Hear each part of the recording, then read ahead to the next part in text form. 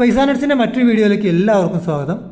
നമ്മുടെ നല്ലൊരു നാടൻ മലബാർ ഫിഷ് ബിരിയാണീനെ ഇതേ രൂപത്തിൽ ഒന്ന് ഓൾട്ടർ ചെയ്തിട്ട് കുറച്ചുകൂടി നല്ല ടേസ്റ്റി ആയിട്ട് ഫ്ലേവറെല്ലാം കുറച്ച് മസാല എല്ലാം കുറച്ചൊരു അടിപൊളി ഐറ്റം ഉണ്ടാക്കിയാലോ.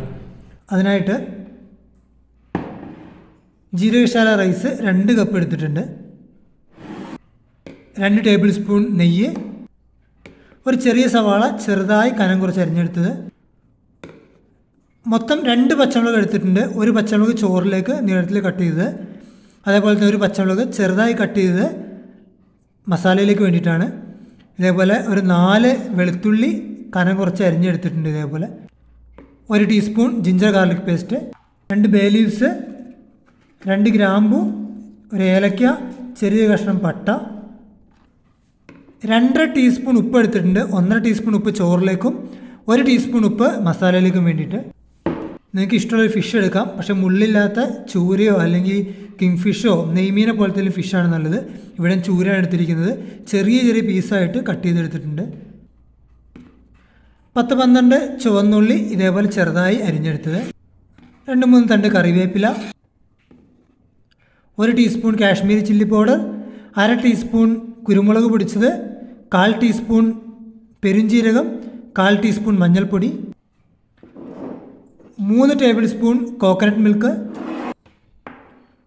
കുറച്ച് കാഷ്നട്ട് ഇതേപോലെ ഒന്ന് ജസ്റ്റ് വറുത്തെടുത്തത്, കുറച്ച് ഉണക്കമുന്തിരി ഒന്ന് വറുത്തെടുത്തത്, 2 table spoon coconut oil, 1 teaspoon നാരങ്ങ നീര്, ഗാർണിഷ് ചെയ്യാനായിട്ട് കുറച്ച് കാഷ്നട്ട് ഒന്ന് വറുത്തെടുത്തത് നെയ്യിൽ, സവാള അതേപോലെ നന്നായിട്ടൊന്ന് ഗോൾഡൻ ബ്രൗൺ ആവുന്നവരെ വറുത്തെടുത്തത്, കുറച്ച് മല്ലിയില ഇതേപോലെ ചെറുതായി കട്ട് ചെയ്തെടുത്തത്.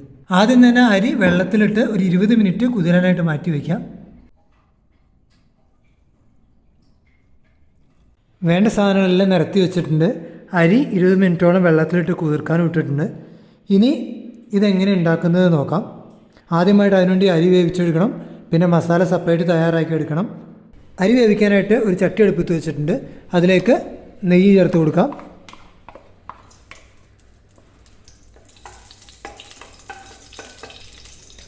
നെയ്യ് ചൂടായി വന്ന ഓൾ സ്പൈസ് ചേർത്ത് കൊടുക്കുക, നന്നായിട്ട് ഇളക്കുക. കൂടെ പച്ചമുളക് കൂടി ചേർത്ത് കൊടുക്കാം.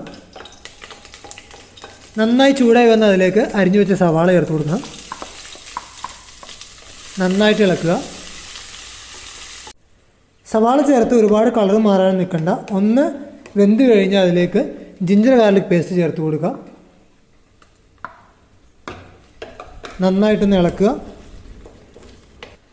അതിൻ്റെ പച്ചമണം മാറിക്കഴിഞ്ഞാൽ അതിലേക്ക് 1.5 ടീസ്പൂൺ ഉപ്പ് ചേർത്ത് കൊടുക്കുക.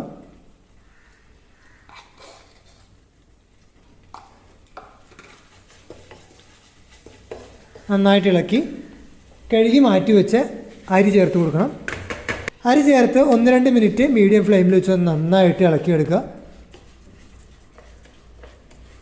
ഇനി ഇതിലേക്ക് വെള്ളം ചേർത്ത് കൊടുക്കണം.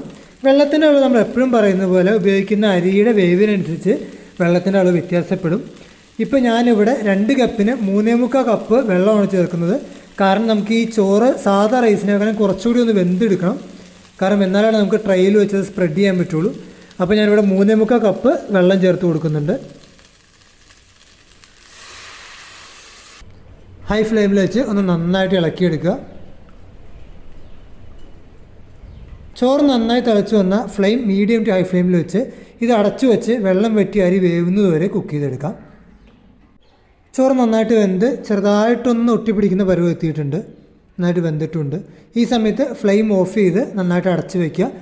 ഒരു 5-10 മിനിറ്റ് ഇതിങ്ങനെ തന്നെ നന്നായിട്ടൊന്ന് അടച്ചു വയ്ക്കണം. അടുത്തായിട്ട് മസാല ഉണ്ടാക്കാനായിട്ട് ഒരു പാൻ അടുപ്പത്ത് വെച്ചിട്ടുണ്ട്.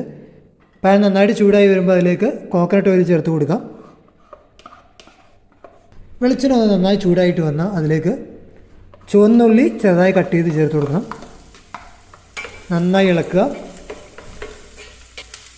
ഉള്ളി ഒന്ന് നന്നായി ചൂടായി വന്ന ഫ്ലെയിം മീഡിയം ഫ്ലെയിമിലേക്ക് വെച്ച് ഇതിൻ്റെ കളറൊന്ന് മാറി ചെറിയ ഗോൾഡൻ കളറിലേക്ക് വന്നു തുടങ്ങുന്നത് വരെ വേവിച്ചെടുക്കണം.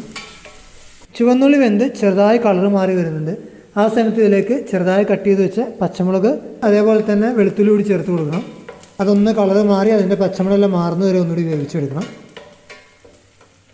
അതിനുശേഷം ഫ്ലെയിം ലോ ഫ്ലെയിമിലേക്ക് മാറ്റി പൊടികൾ കാശ്മീരി ചില്ലി പൗഡർ, അതുപോലെ തന്നെ പെരുംജീരകം പൊടിച്ചത്, കുരുമുളക് പൊടി, മഞ്ഞൾപ്പൊടി ചേർത്ത് കൊടുക്കുക. 15-20 സെക്കൻഡോളം ഇതിൻ്റെ പച്ചമണം മാറുന്നത് വരെ ഒന്ന് കുക്ക് ചെയ്തെടുക്കണം. അതിനുശേഷം ഇതിലേക്ക് 1 ടീസ്പൂൺ ഉപ്പ് ചേർത്ത് കൊടുക്കാം. കൂട്ടത്തിൽ കുറച്ച് കറിവേപ്പില, 1 തണ്ട് കറിവേപ്പില ഇതിലേക്ക് ചേർത്ത് കൊടുക്കുന്നുണ്ട്. അതിനുശേഷം ഇതിലേക്ക് നമ്മൾ കട്ട് ചെയ്ത് വെച്ച മീൻ ചേർത്ത് കൊടുക്കാം. ഫിഷ് ചേർത്ത് ഒന്ന് ഇളക്കി ഫിഷ് വേവാൻ പാകത്തിന് വളരെ കുറച്ച് വെള്ളം കൂടി ഇതിലേക്ക് ചേർത്ത് കൊടുക്കണം. ഫ്ലെയിം മീഡിയം ഫ്ലെയിമിലേക്ക് മാറ്റുക. വെള്ളം തിളച്ച് തുടങ്ങുമ്പോൾ ഇതൊന്ന് മൂടി വെച്ച് ഫിഷ് വേവുന്നത് വരെ ഒന്ന് കുക്ക് ചെയ്തെടുക്കാം. ഫിഷ് നന്നായി വെന്ത ശേഷം വെള്ളം കൂടുതലുണ്ടെങ്കിൽ ഫ്ലെയിം ഹൈ ഫ്ലെയിമിൽ വെച്ച് വെള്ളം നന്നായി വെട്ടിച്ച് നല്ല ഡ്രൈ ആക്കി എടുക്കണം.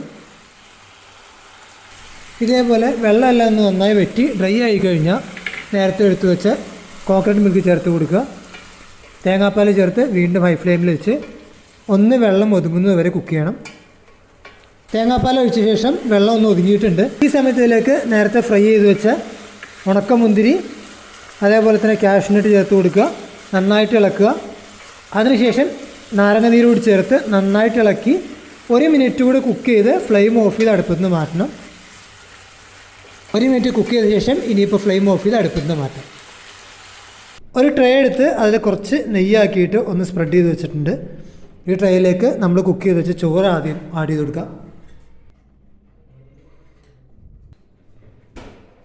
നമുക്കിത് കറക്റ്റായിട്ട് കട്ട് ചെയ്തെടുക്കണമെങ്കിൽ ആദ്യം തന്നെ ഇത് നന്നായിട്ട് പ്രസ് ചെയ്ത് കൊടുക്കണം, ഈ ഒന്നാമത്തെ ലെയർ.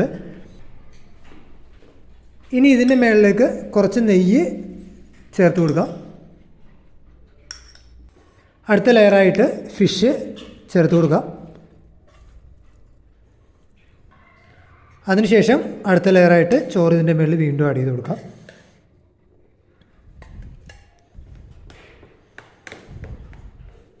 ഇനി ഇതിൻ്റെ മുകളിലേക്ക് ചെറുതായി കട്ട് ചെയ്ത മല്ലിയില,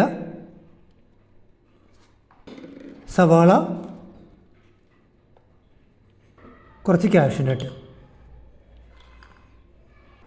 ഇനി ഈ സാധനം ഒന്നാമത് നമ്മളിത് സെറ്റ് ചെയ്യുന്നത് നല്ല ചൂടോടെ ആയിരിക്കണം. ഇത് അടച്ച് വെച്ച് ഒരു 10-15 മിനിറ്റ് ഒന്ന് സെറ്റ് ആവാനായിട്ട് അടച്ചു വയ്ക്കുക. അടുപ്പത്തൊന്നും വെക്കേണ്ട ആവശ്യമില്ല.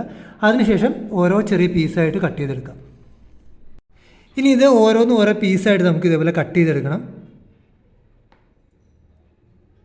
നമ്മളിതൊരു പീസായിട്ട് കട്ട് ചെയ്ത് ഒരു പ്ലേറ്റിലേക്ക് മാറ്റി വെച്ചിട്ടുണ്ട്. കട്ട് ചെയ്തെടുത്ത് ഇതേപോലെ ഉണ്ടാവും. വീഡിയോ നിങ്ങൾക്ക് എല്ലാവർക്കും ഇഷ്ടമായെന്ന് കരുതുന്നു. ഇതെന്തായാലും ട്രൈ ചെയ്ത് നോക്കുക. വളരെ ടേസ്റ്റി ആയിട്ടുള്ള ഐറ്റമാണ്. വീഡിയോ നിങ്ങൾക്ക് ഇഷ്ടമായെങ്കിൽ സുഹൃത്തുക്കൾക്കും കുടുംബക്കാർക്കും എല്ലാം അയച്ചു കൊടുക്കുക. ചാനൽ ഇപ്പോൾ തന്നെ സബ്സ്ക്രൈബ് ചെയ്യുക. ഇതുപോലുള്ള മറ്റൊരു വിഭവമായിട്ട് അടുത്ത ആഴ്ച വരുന്നവരേക്കും ബൈ.